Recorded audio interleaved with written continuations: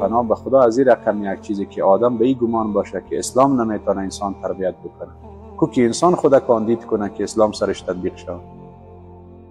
هر کسی میگه جز اسلام را گرفته که به نفسش برابر باشه، سرش فشار نمیه، سرش زحمت نموشه. اما قسمتش چی میکنه؟ انتخاب میکنه که در اون راحتیش باشه، جانش گرم باشه، نانش گرم باشه، آبش سرد باشه. اون قسمت دین میگه به ما. جایی که خدا گفته باشه که از گناه، از منهیات فاصله بگیرین، مسلمان دیگه نمیتونه این کارو بکنه. این پتانسیل ظرفیت نداره. در غیر از اون میگه تعلیم اسلامی میتونه در انسان تغییر ایجاد بکنه، به شرط از اینکه نفر خود کاندید بکنه، زانو بزنه، بگه این تو بگو من اینمی کارو میکنم. کی خواسته که به هدایت برسه که اسلام نتونسته باشه و به هدایت برسه؟ طرف مقابل میبینی که سرکشی داره، طغیان داره و تن نمیته به احکام دین خدا. احکام دین خدا چیست؟ خدا میگه غیبت نکنین، خدا میگه شیطنت نکنین، تهمت نکنین، کنایه نگوین، به مردم نامه بد نگذارین، الکل استفاده نکنین، دزدی نکنین، در جامعه فساد نکنین، قتل نکنین و زنا نکنین. چی وقت یک انسان میتونه از همه از این منهیات جلوگیری بکنه که خدا را بشناسه؟ در غیر از او کل از این چیزا را که نکنی خیلی چی میکنی؟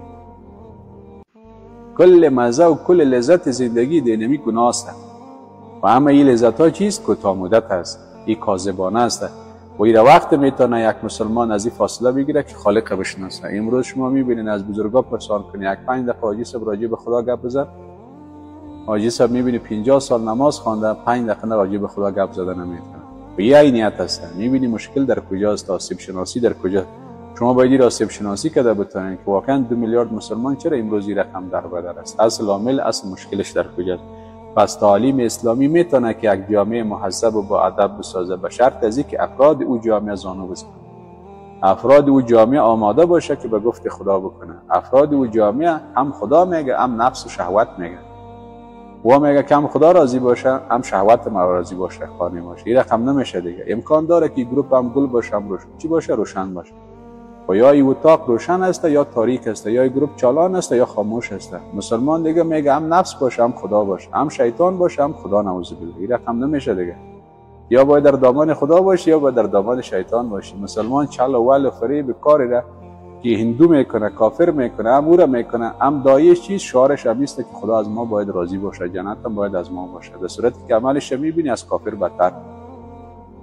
علتش چیست؟ تن نمیته به او رقم آموزا.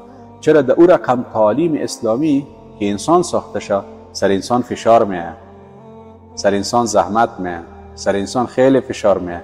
همین چیزایی را، گناهی را که نام گرفتیم، امیره که به کسی بگی کمی را نکو، یک فشار میه. پناه به خدا به مو دلیل است کسی از این جلوگیری کرده نمیتونه. خدا میگه ولا تقربوا الزنا. خدا میگه مگم دوست دارید که خودتان گوشت برادرتان بخورین؟ میگه غیبت معادل به میسته که شما گوشت برادرتان بخورین. خدا میگه به یک زن پاک دامن میگه تهمت نکن. خدا میگه چشم چرانی نکن. خدا میگه یک نامحرم که باشه تو ذکور مؤمن باشی میگه چشمت به زمین بسته کن. کی کارو میکنه امروز؟ خدا میگه احتکار نکن. خدا میگه رشوت نخو. خدا میگه سود نخو. همین ببینی مسلمان کل زمیاره میکنه. به خاطر چی؟ که در این خوشی نفسش است و اگه بکنه در این زحمت نفس است. و به مو دلیل است مسلمان خود به تکلیف نمیته. که اگه به تکلیف بده، این دیگه یک توفیق از طرف خدا کار داره و یک هدایت خاص از طرف خدا کار.